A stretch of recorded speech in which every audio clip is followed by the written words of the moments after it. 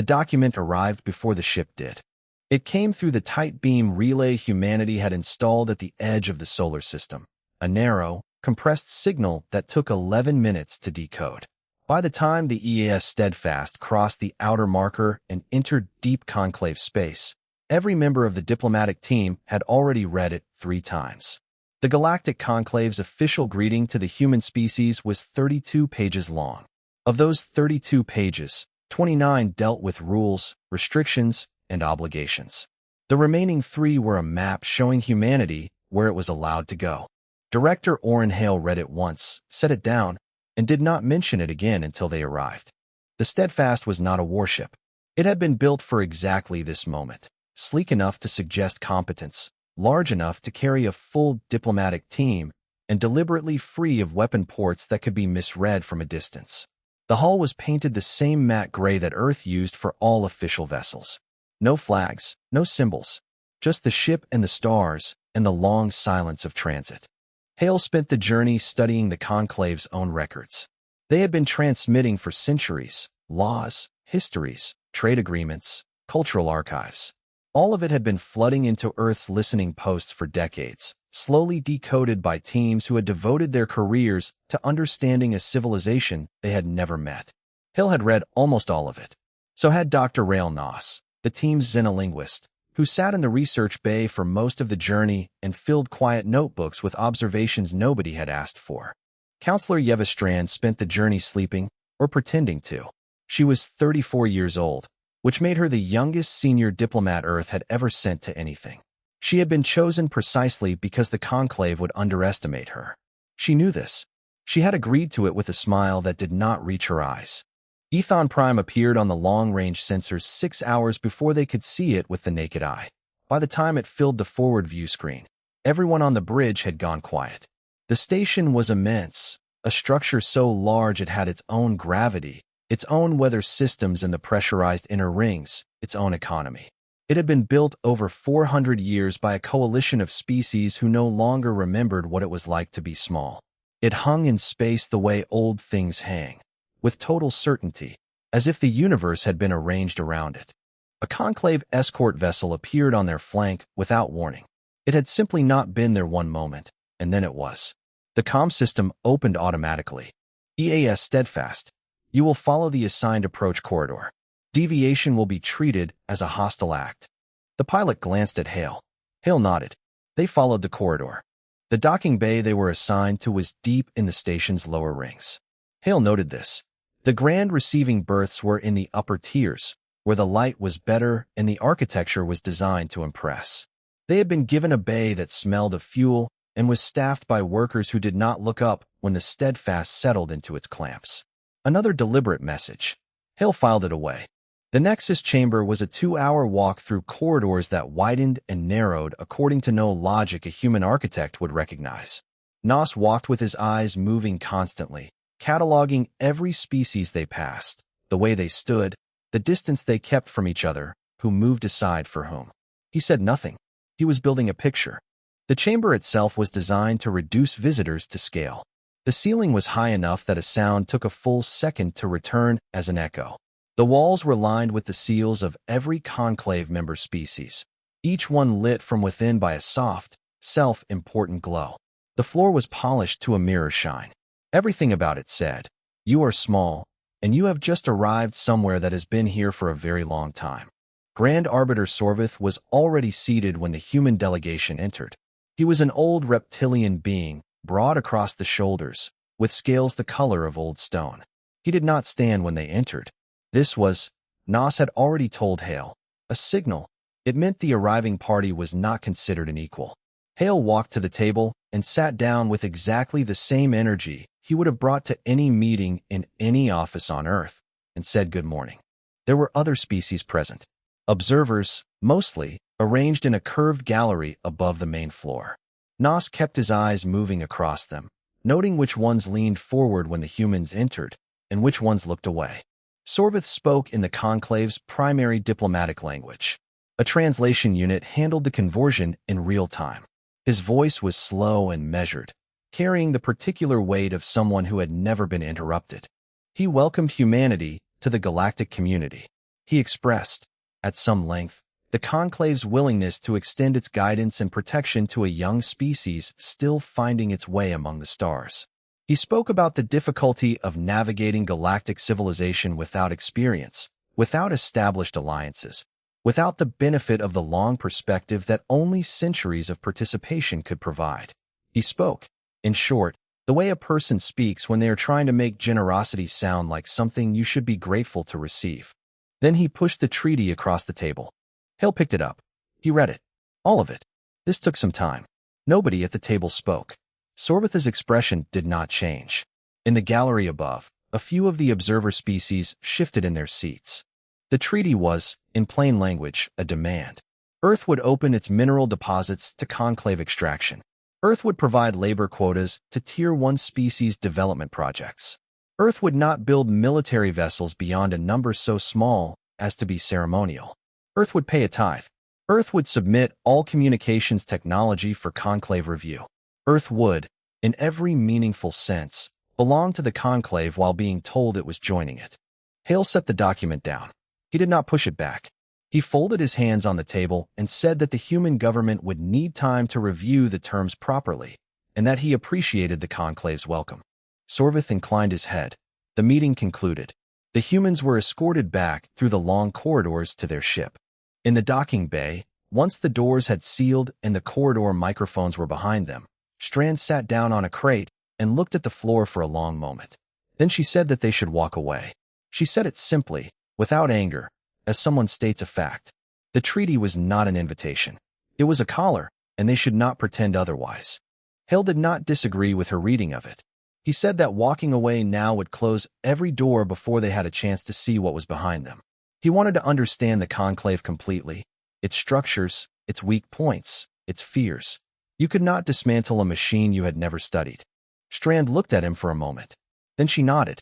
In the research bay, Nos was already writing. He had cataloged 17 distinct species from the gallery alone. He had noted which ones were seated on the upper tiers and which on the lower. He had noticed that one species, small, quiet-eyed, positioned near the back, had approached him as the delegation passed through the exit corridor. They had spoken quickly, in a language Nos only half recognized, and said something that translated loosely as, "We are sorry for what they will try to do to you. We were there once." Nos wrote that down too. Hale found him there an hour later, still writing. He stood at the viewport looking out at the station, its lights cold and permanent against the dark, and said nothing for a long time. Then he said, "They think this is our beginning." Nos asked what he meant. Hale said, "They think today is the day humanity arrives. But that is not what today is. Today is the day we start learning everything we need to know about them." He did not say the rest of what he was thinking. He did not need to. Nos closed his notebook and looked out at the station too, and the Steadfast sat in its low-tiered docking bay, fuel-stained and deliberately forgotten, while its crew quietly memorized everything around them. The envoy's name, roughly translated, was something close to honored voice of the third pillar. He arrived on Earth on a Tuesday, which meant nothing to him, but which the Earth press treated as a significant detail because they needed something to write about while the actual substance of his visit remained classified. He had done this before, 41 times, to be precise. He had visited 41 newly inducted species in the years following their first contact with the Conclave, and in every case the process had been the same. He would arrive. He would be given accommodations. He would hold a series of meetings with cultural and government representatives. Over the course of those meetings, through careful language and carefully selected information, he would guide the new species toward a particular understanding of themselves, that they were young, that they were fortunate to have been found, and that the wisest thing they could do was lean into the structure the Conclave had already built. It had worked 41 times. Some species needed more sessions than others. The Vethani had taken 9 months. The Doral Collective had taken 3 weeks. It was not a cruel process, as the envoy understood it. It was simply education. He had not anticipated what humanity would do with it. The first session was a formal government briefing. He delivered his standard presentation on the structure of galactic civilization, the history of the Conclave, and the benefits of full cooperation. He expected questions about resources, about timelines, about what Earth could expect to receive in exchange for compliance. Instead, The representatives asked about the conclave's internal dispute resolution process, the criteria used to classify species by tier, and the last time the classification criteria had been formally reviewed. One of them had a follow-up question about whether the original founding charter was publicly accessible. The envoy said it was a historical document and not directly relevant to the current meeting. The representative wrote something down. The second session was with a university. He had done university sessions before. They were usually the easiest. Young people, curious but not yet strategic, who asked wide questions that were easy to redirect. This was not that. The lecture hall was full, and the questions came in organized waves, as if the students had divided the territory between them beforehand. One group asked about linguistics. Another asked about biology, specifically about how different species process trauma and subjugation at a neurological level. Another asked him to describe, in detail, how the tiered system had been explained to each of the 41 species he had visited. He declined to answer that last one. They wrote that down too. By the third week, something had begun to shift. He could not immediately name it. The meetings were polite. The accommodations were comfortable. Nobody was openly hostile. But there was something in the quality of the attention he was receiving that felt different from his other 41 assignments. On other worlds, people had listened to him the way you listen to someone with authority. Here, they listened to him the way you listen to something you were trying to take apart. Back in Conclave space, the pressure campaign was proceeding on schedule. Human vessels were being turned away from established trade routes under newly issued navigation restrictions. Human technology was being reviewed by Conclave assessors and rated as substandard across every category, a routine designation that locked new species out of the primary markets. The intent was to create a slow economic squeeze, gentle enough not to provoke open confrontation, steady enough to make Earth's leadership understand that cooperation was the only practical path. It was not creating a squeeze. Earth was routing around it. The bilateral agreements began quietly. Earth's diplomatic corps reached out to the Vethani first, those quiet-eyed beings who had apologized to Nos in the corridor. The Vethani were a trade-dependent species with no military to speak of, occupying a corridor of space that sat between two major conclave supply lines. They had been paying access fees to the conclave for 60 years. Earth offered them an alternative route, using human map transit points the conclave had not yet cataloged. The Vethani accepted. Then the Doral. Then 3 others whose names were difficult to render in any human language, but whose circumstances were identical. Small, useful, systematically overcharged by the species above them in the tier structure. Earth's engineers, meanwhile, had been doing what Earth's engineers did. They had gotten their hands on a conclave FTL drive through a legitimate equipment exchange in the first weeks of contact, and they had spent 6 months pulling it apart. The drive was elegant in some ways and deeply conservative in others. It had been designed to work, not to improve. The team at the Sao Paulo Propulsion Lab found 3 inefficiencies within the first month. By the time they published their revised design, open license, freely distributed, the fuel requirement had dropped by 12%. They sent it to the Vethani and the Doral as a gift. The Conclave received this report on a morning that Sorvith would later remember as the moment he first felt something he did not immediately recognize as alarm. The psychological campaign was simultaneously failing in ways that its architects could not explain. The envoy had been filing reports for 8 weeks, and in each one he described a population that was engaging with the material enthusiastically and retaining none of the intended conclusions. Humans were not internalizing the idea that they were lesser.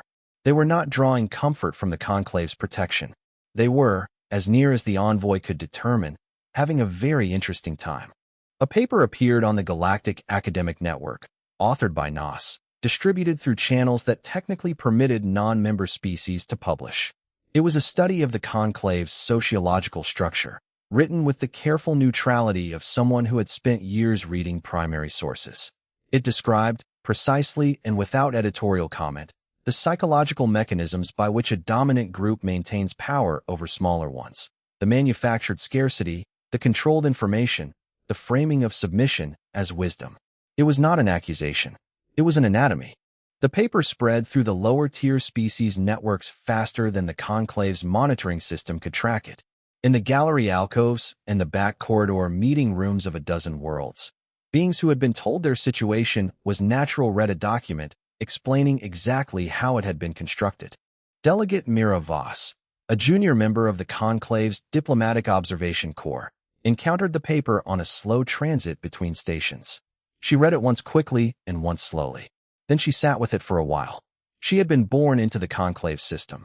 She had been educated by it, credentialed by it, employed by it. She had never thought of herself as someone who would find a paper like this interesting. She found it very interesting. On Earth, the World Council met in a closed session to discuss the Conclave's latest restrictions. The news from the trade routes was not good on paper, but the bilateral agreements were outpacing the restrictions faster than anyone had projected.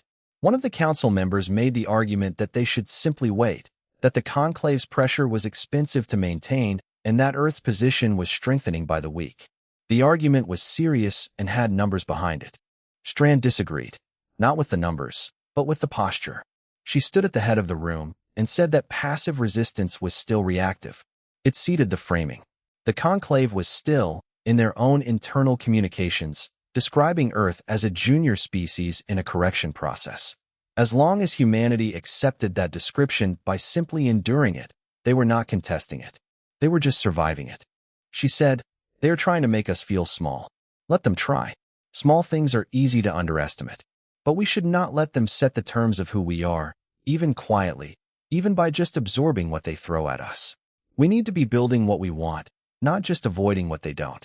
The Council voted to accelerate the bilateral program and to fund 3 new propulsion research initiatives.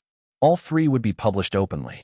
All 3 would be distributed first to the species who needed them most. The envoy left Earth after 11 weeks. His final report described the human species as resistant to standard acclimation processes, highly information-focused, and displaying an unusual tendency to share resources laterally rather than upward. He flagged this as a concern. He did not know how to flag the thing that actually concerned him most, which was simpler. Humanity had not, at any point in 11 weeks, behaved like a species that understood it was supposed to be afraid. The orders that Fleet Commander Drail received were written in the language of administration, because the Conclave preferred that acts of coercion carry the texture of paperwork. He was to lead a customs inspection force to the Davar Corridor, a stretch of transit space that the Conclave had formally designated as a regulated zone following Earth's unauthorized use of unmapped routes. He was to intercept a human resupply convoy, 7 vessels, light cargo, civilian registered, and conduct a thorough inspection under the new Navigation Compliance Directive. The inspection was expected to take several hours. The directive authorized him to detain vessels found to be in violation and to impound cargo pending review. The directive did not say that the point was humiliation. It did not need to. Drail had been executing these kinds of operations for 20 years, and he understood what they were for. You boarded a vessel. You took your time. You made the crew stand and wait while your people went through every compartment. You cited something minor and documented it carefully. You left, and the species on the other end of it understood, not from anything said aloud, but from the quality of the experience, that the corridor they were flying in belonged to someone else, and that someone else's patience had limits. He had done it to the Vedhani. He had done it to 2 other species whose names he no longer thought about with any particular frequency. It worked. People remembered being boarded. They remembered the waiting. His battle group was 5 vessels. That was more than enough for 7 civilian transports. They came out of their transit point on the edge of the Davar Corridor at the calculated intercept time, and Drail looked at his sensor display and stopped. The convoy was there. 7 civilian transports, exactly as reported, positioned in a loose formation in the middle of the corridor. But they were not alone. Running close to dark, minimal emission profile, hull geometries angled to scatter sensor returns, were 9 other vessels arranged at every approach vector with a precision that told Drail, immediately, and without any ambiguity, that whoever had placed them there had done the math. He had been a military officer for a long time. He recognized the difference between a fleet that was positioned to fight and a fleet that was positioned to be very difficult to fight. These ships were the second kind. They were not pointing weapons at him. They were simply present at every location he would need to pass through to reach the convoy. His sensor officer ran a full analysis. The ships were Earth military. The hull configurations were consistent with what the Conclave had on record. but the hull surfaces were returning inconsistent data. Something in the material was scattering the scan, returning partial readings that told him approximately how large the ships were and approximately nothing else. One of his subordinates said that they should move forward, that the orders were clear and the human ships were not firing. That standing here in a corridor looking at ships that were pretending to be difficult to see was exactly the kind of thing the Conclave's forces were not supposed to do. Drayle told him to be quiet. He was thinking. He was running his own calculation, the kind that did not happen on a display screen, but in the part of the mind that has been in enough situations to know when something is off. The off thing was this. The human ships were positioned too well. Not approximately well. Not competently well. Exactly well. Every angle of approach covered. Every retreat vector monitored. The civilian convoy sitting in the center of it like something that had been placed there deliberately to make a point. This was not a defensive formation assembled in haste by a species that had just learned to fly. This was a prepared position. The comm channel opened on its own.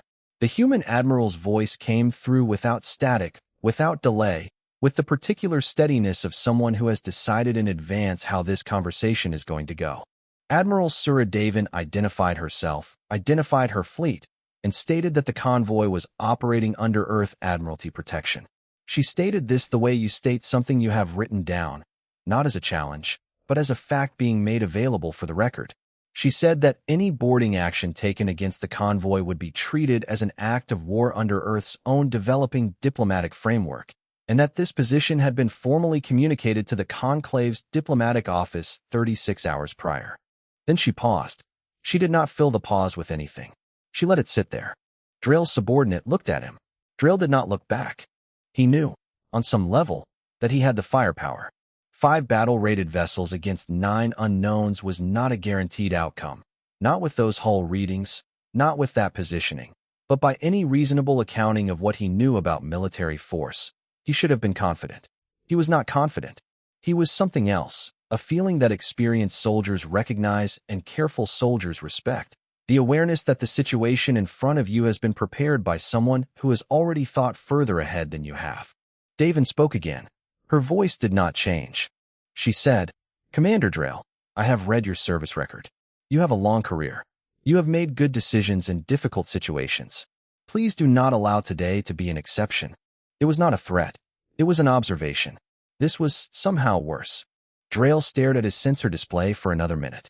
The human ships did not move. The convoy did not move. The corridor was very quiet. He gave the order to withdraw. His report, filed that evening, described the situation in terms his superiors would not find professionally embarrassing. Unexpected complications, inadequate sensor intelligence, decision to defer pending updated tactical assessment. All of it was technically accurate. None of it conveyed what had actually happened, which was that a Tier 1 Conclave battle group had arrived at a routine customs operation and been made to feel, without a single shot being fired, that it had wandered into something it was not prepared for. Drayle sat in his command quarters for a long time after filing the report. He thought about the position of those ships. He thought about the woman's voice, not angry, not triumphant, just present. He thought about the fact that the humans had known they were coming. He pulled up the Conclave's internal assessment files on the human species. Most of them had been written in the first weeks of contact, before any of this had started. They described a young civilization, technically primitive, politically chaotic, with an emotional volatility that made long-term strategic thinking unlikely. They described a species that would require careful management. Drayle read the files. Then he looked at his sensor logs from the corridor. Then he sat for a while with both of those things in his head, and he experienced something he had not expected to feel about a species he had never met, a slow and serious kind of respect. In the Galactic Network's lower-tier communications, the story of the Davar Corridor had already begun to move. It traveled the way information travels between people who are not supposed to be talking to each other, in pieces, in implication, in the particular tone that carries meaning even when words are carefully chosen. A Conclave battle group had gone to the corridor. It had come back without completing its mission. The convoy had continued on its route. Nobody who heard this story needed it explained to them. They had all been boarded before. Mira Voss heard it from a contact in the Transit Authority. She was sitting in a small office on Ethon Prime, reviewing a file she had been asked to review and thinking about a paper she had read twice. She heard the story, and she opened a new message window, and she sat for a long time deciding whether to send it. Then she addressed it to Director Orrin Hale of the Earth Diplomatic Corps, and she wrote, "I think we should speak. I have something you will want to see." She encrypted it through 3 relay points and sent it before she could reconsider. In the Davar Corridor, the convoy completed its route on schedule. The cargo, medical equipment, and propulsion components, bound for 2 of the small species in Earth's bilateral network, was delivered without incident. The crews noted the fleet that had watched over them. They did not know the admiral's name, but they knew what it meant when someone stood between them and the thing coming for them and did not move. That meant something too, even without a word being said. The station had no name in any official registry. It had been a fuel depot once, built by a species that no longer existed in any form the galaxy would recognize, and it sat at the intersection of 4 transit paths that nobody important used. The Conclave's shipping lanes ran a comfortable distance away. The monitoring relays in this sector were old and infrequently serviced. If you knew where to look, you could be here for quite some time without anyone noticing. Hale had picked it for exactly those reasons. The invitations had gone out through private channels over the previous 3 months. Each one had been specific and personal, not a form letter, not a general announcement, but a message tailored to the species it was sent to, written with the kind of detail that could only come from someone who had done real research. Each message said plainly what was being proposed: a gathering, no obligations, no permanent commitments, just a conversation between peoples who had all been told they were not important enough to have one. 11 species came. A 12th sent a sealed container with a representative inside it, because they could not send a living person without the Conclave's permission system flagging the travel, and they were too afraid to trigger that flag. The container was carried aboard by a Vedhani trader, listed on the manifest as equipment.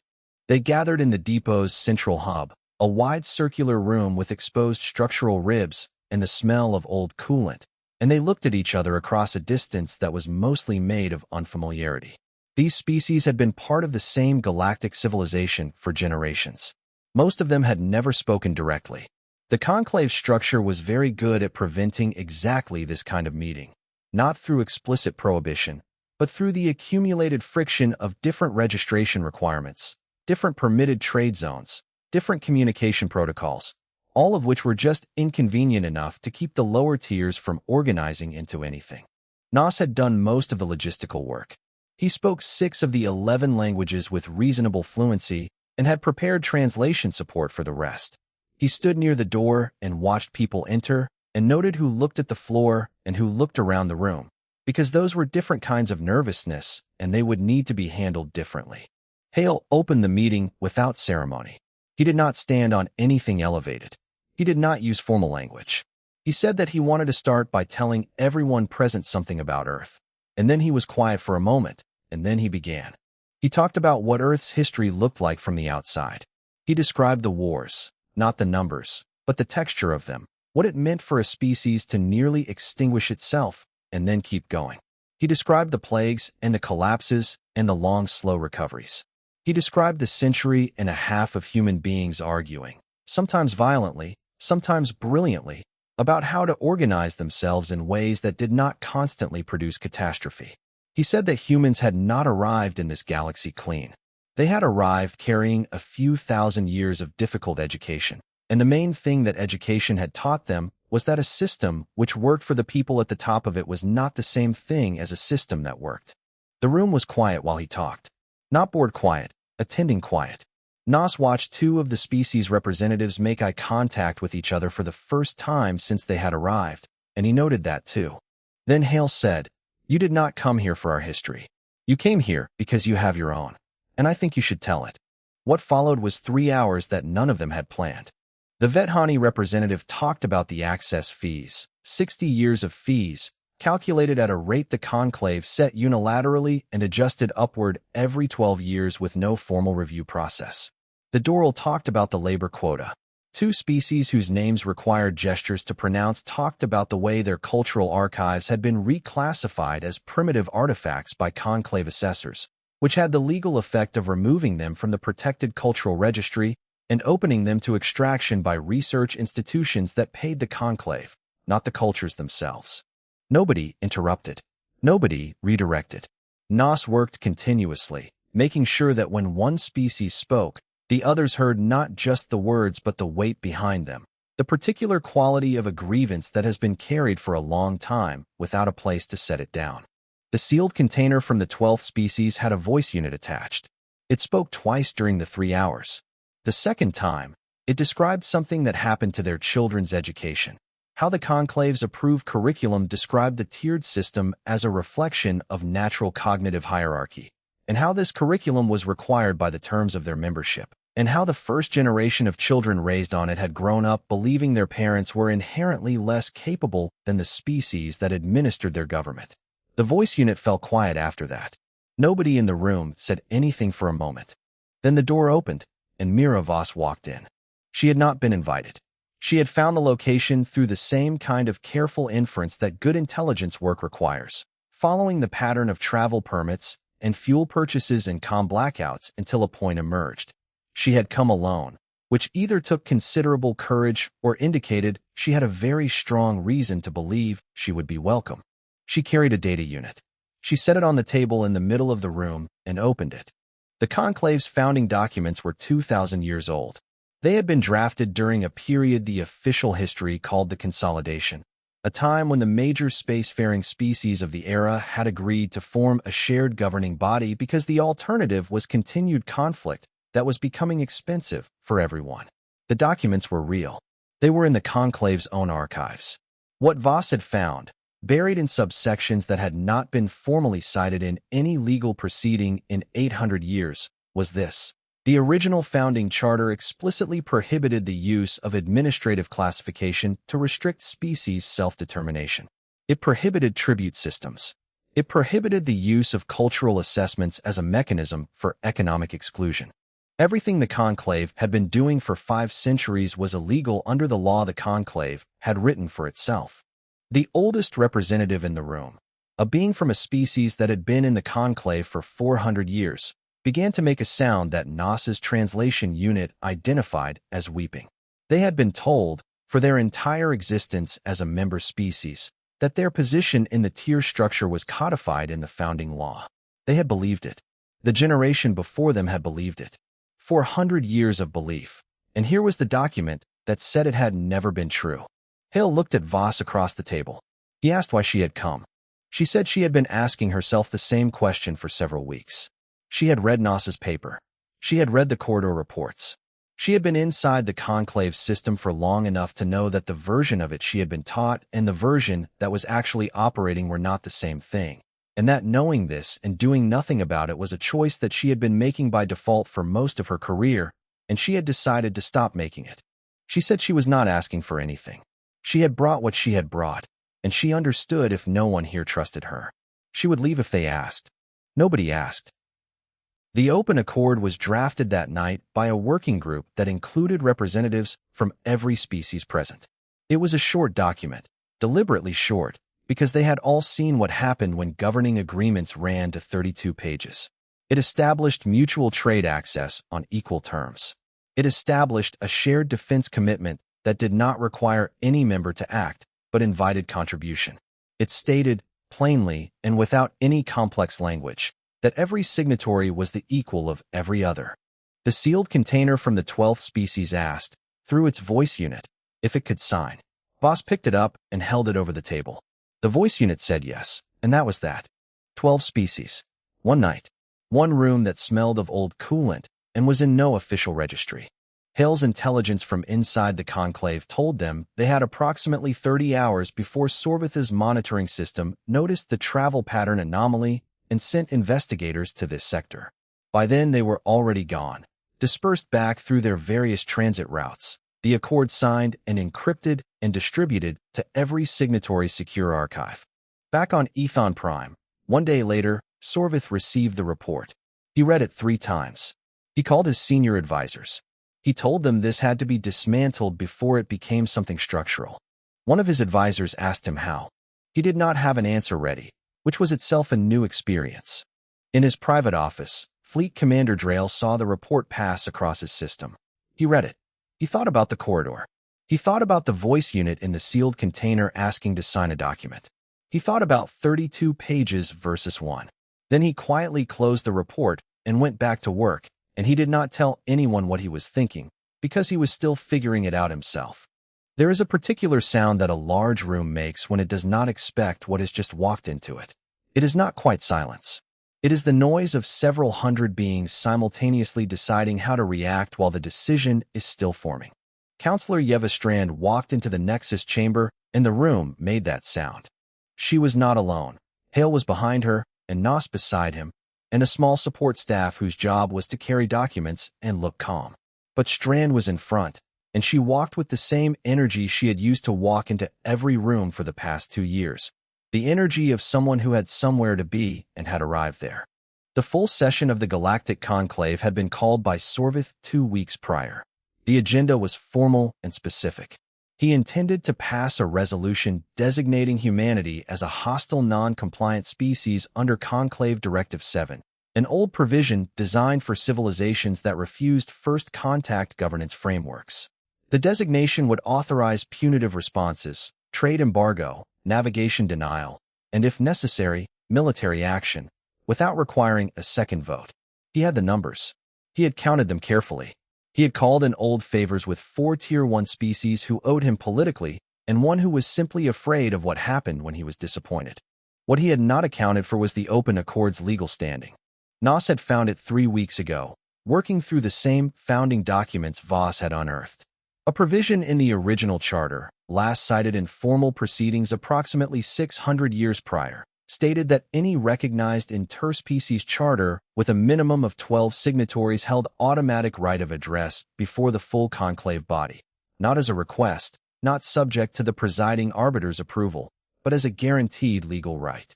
The Open Accord had 12 signatories. The Open Accord was, under Conclave's own ancient law, a recognized body, which meant Strand had the floor before Sorvith could take it away.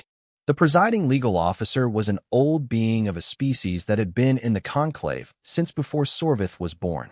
He was known, within the institution, as someone constitutionally incapable of ruling based on anything other than the written law, which made him simultaneously the most respected and the most inconvenient officer in the chamber.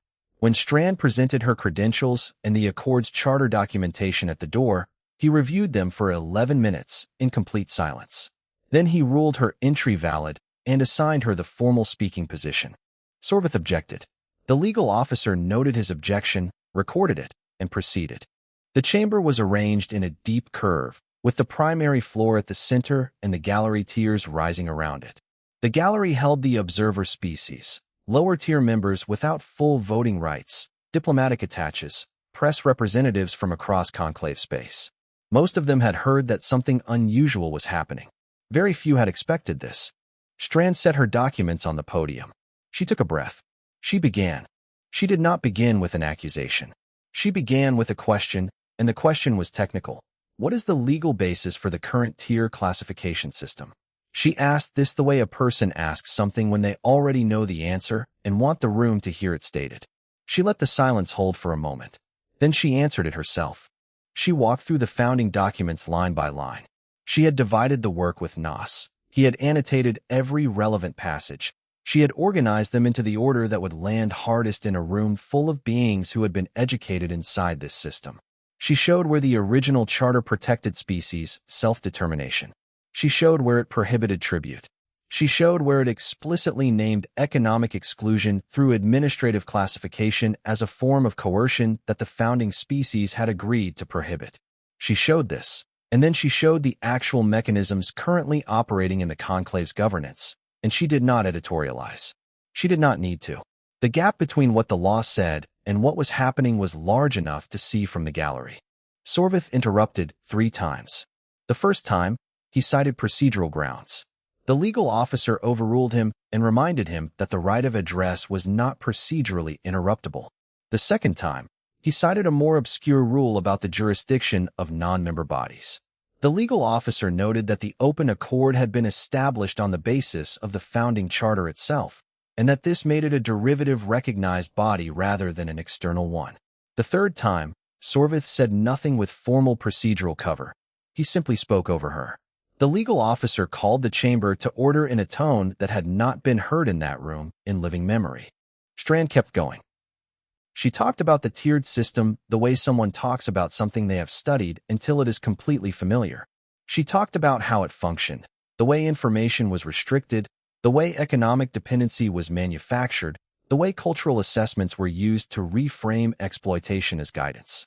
She spoke about the Vathani's 60 years of fees, the education curriculum imposed on the 12th species, the labor quotas and the navigation restrictions, and the customs operations, and all the other mechanisms whose cumulative weight, across hundreds of years and dozens of worlds, had been keeping an entire layer of galactic civilization in a position it could not climb out of. And then she did something that nobody in the chamber had expected. She talked about Earth. She talked about the things that human history had done wrong, the systems of exploitation that humans had built against each other, the ways in which people with power had convinced people without it that their situation was natural and inevitable. She talked about how long it had taken and how much it had cost to recognize these systems for what they were and begin taking them apart. She said that humanity had not come to the Conclave to judge anyone. They had come because they had been here before. Not in this chamber, not among the stars, but in the specific situation of being told by a system that their place within it was the only place available to them. She said, "We know what that is.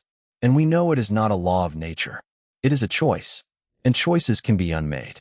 She tabled the motion of formal inquiry into 500 years of conclave governance. She cited the founding charter provision that permitted any recognized body to table such a motion. She submitted it formally, in writing, to the legal officer. The chamber erupted. Sorvith was on his feet. Half the Tier 1 gallery was on their feet. The noise was considerable. The legal officer called the chamber to order again. He ruled the motion validly submitted. He announced that under conclave law, a submitted formal inquiry motion could not be voted down in the same session in which it was submitted. It required a 30-day review period, which meant Sorvith's resolution against humanity could not be voted on today either. A formal inquiry motion suspended all related punitive business pending the inquiry's outcome. The procedural kill was clean and total. In the military observers gallery, a separate enclosed section accessible only to ranked conclave officers attending in an advisory capacity, Fleet Commander Drail had been sitting very still since Strand began speaking. He had heard her out. He had watched Sorvith's 3 interruptions. He had read the founding documents she cited because he had been reading them, quietly, since the night the Davar Corridor report landed on his desk. When the legal officer announced the suspension of Sorvith's resolution, Drail stood. He requested recognition from the legal officer under the military observer provision, which permitted a ranked officer to second a formally submitted motion. The legal officer recognized him. Drail seconded the motion for formal inquiry. The chamber went quiet in a way it had not been quiet all morning. It was the particular quiet of a room in which something has shifted and everyone in it knows it, even if nobody is ready to say so yet. Sorvith looked at Drail. Drail met his gaze and held it. He had served the Conclave for 30 years. He had done everything that was asked of him, and he had done it well, and he had believed that the institution he was serving was the thing it said it was. He was no longer certain of that. He was, however, certain of something else. The first step toward being certain again was finding out the truth. He sat back down. Outside the chamber, Hale was in the corridor. He had not been able to enter. Only Strand held the right of address, and the room's capacity for support staff had been full. He had waited in the corridor for the duration, which was just over 3 hours, and had spent most of it standing near a window that looked out into open space. When Strand came through the door, she did not look triumphant. She looked like someone who had just climbed something steep and had not yet decided how she felt about the view from the top. She stood next to him. She said, "We have the floor. What do we do with it?" Hale had been thinking about this for 2 years. He had been thinking about it since the docking bay in the lower tiers, since the treaty that smelled like a collar, since the first bilateral agreement, and the corridor, and the depot, and all the small decisions that had compounded into this moment. He said, "We build something better." In the gallery, the 12 species of the open accord had been watching from the observer sections. Several of them had been admitted under general observer credentials that technically permitted any space-registered entity. When Strand's address reached its end, they had begun to applaud, a sound that sounded different in 12 different ways, through 12 different biological mechanisms, but meant the same thing in all of them. The chamber had not heard that sound before. An applause of beings who had been told they were not important enough to have a voice. In a room where it was not the end of anything. It was not the beginning of an easy road. Sorvith was still in that room, and he still had allies, and there would be 30 days of review and then more after that, and none of this would be simple. But the motion was on record. The inquiry was coming. And for the first time in 500 years, the Conclave's own law was being used against the system that had forgotten it was there. 5 years is not a long time in the life of a galactic civilization. In the Conclave's own institutional memory, 5 years was the length of a minor administrative reform, a moderately complex trade negotiation, an unremarkable session of lower council proceedings. 5 years was the time it took to update a set of navigation charts. It was not, in any previous era of the Conclave's existence, enough time to change anything structural. This time was different. The formal inquiry had taken 14 months. The review panel was composed of legal officers from 9 species, 3 of them from the open accord and 6 from the existing Conclave membership, a compromise arrangement that had taken 6 weeks of argument before anyone agreed to it. They reviewed 500 years of governance records. They cross-referenced the founding charter against every major directive, every classification decision, every trade restriction and labor quota and cultural assessment that had been issued since the consolidation era. The final report was 900 pages long. 840 of those pages were findings of violation. Sorvith did not wait for the report to be made public. He resigned from the arbitorship in the 11th month of the review, citing health concerns. His health was, by all observable evidence, fine. His political position was not. 6 of his Tier 1 allies had already begun distancing themselves. 2 of them had approached the Open Accord delegation directly, asking, in the careful language of people who have recently reconsidered their associations, whether there was a process for establishing new relationships with the Accord on different terms than they had previously pursued. Hale met with both of them. He listened carefully. He made no promises. He said that the Open Accord was not in the business of accepting members who came because the old arrangement was no longer advantageous, that the door was open, but the reason for walking through it mattered to the people already inside. One of them came back 3 months later with a different answer. Hale listened again, and then he said yes. The new governing charter took 2 years to write. It was drafted by a working group of 31 species, which meant it took longer than it should have and was more complicated than anyone wanted, but it also meant it was harder to argue that any one group had written it for their own benefit. The Earth diplomatic team participated actively in the drafting process and declined, formally and repeatedly, every suggestion that they should lead it.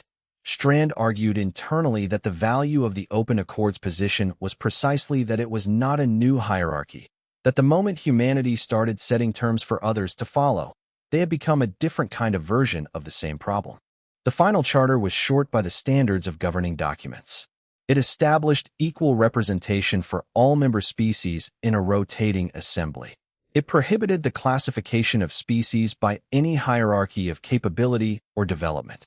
It established a formal rights framework for member cultures, including protections for educational curricula and cultural archives. And it instituted the rotating presidency, selected by weighted lottery, no species eligible within 30 cycles of their last selection. Voss was selected first. This was not by lottery. It was by unanimous vote, which the Assembly offered as a one-time exception in recognition of what she had brought to the depot that night. She refused twice. On the third offer, with the sealed container's voice unit voting yes from across the room, she accepted. She ran the first session without ceremony. She set the agenda, called the votes, managed the disagreements. And there were considerable disagreements, because 31 species with different histories and different needs do not become a frictionless governing body simply because they agree on principles. There were arguments about resource allocation and transit rights, and a particularly prolonged dispute about who was responsible for the maintenance of relay stations and sectors that 3 species each claimed as their own. Voss handled all of it with a patience that some people attributed to her years inside the Conclave's bureaucracy and others attributed to something more personal. Drail received a new posting in the reformed Galactic Defense Coordination Body, a joint structure that replaced the Conclave's unilateral military authority with a shared council. It was a smaller role than he had held before, with more stakeholders and less direct authority, and he had accepted it without complaint. Admiral Davin was on the same council. They had met once in person, briefly, in a corridor outside one of the early coordination sessions. They had looked at each other for a moment. Then Davin had nodded, and Drail had nodded back, and they had gone in the same door. Neither of them mentioned the corridor. Some things do not need to be discussed to be understood. Sorvith, retired and living on a quiet world in the old Conclave's core systems, requested a private meeting with Hale in the third year. Hale went. He had not been certain he would, but in the end he went, because he was genuinely curious. They sat in a garden that smelled of soil and unfamiliar plants, and Sorvith, who was old and moved slowly now, asked how humans had known the founding documents existed. He asked this carefully, as if the answer was something he had been turning over for a long time. Hale said that they had not known. They had assumed. He said that any civilization which had lasted long enough and grown large enough had to have written down something true at its beginning, because you cannot build something stable on a lie, at least not without leaving evidence of the truth somewhere in the architecture. They had taken the Conclave's history seriously enough to go looking. They had found what they were looking for because someone inside the system had been carrying it for a long time and needed somewhere to bring it. Sorvith was quiet for a moment. Then he said that he had believed, genuinely, that the tier system was correct, that it reflected real differences in capability and development, that the species at the bottom of it were there because they belonged there. Hill did not say anything to that. Sorvith said he understood now that this was not true. He said it simply, without theatrical confession, in the tone of someone who has completed a long accounting and arrived at its end. He said he was not certain what to do with that understanding, at his age, in this garden. Hale said that was not his problem to solve. He said it without unkindness, but he said it. Earth itself had changed. 5 years of genuine galactic contact had moved faster than anyone had projected. Medicine, material science, energy systems, agricultural methods, all accelerated by access to a wider world of knowledge and exchange that the Conclave's old restrictions had deliberately blocked. Cities looked different. The propulsion research from the Sao Paulo lab had spawned 4 successor programs and an entirely new field of applied physics.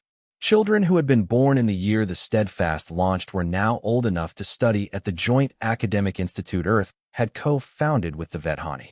Nas was there the day the institute opened.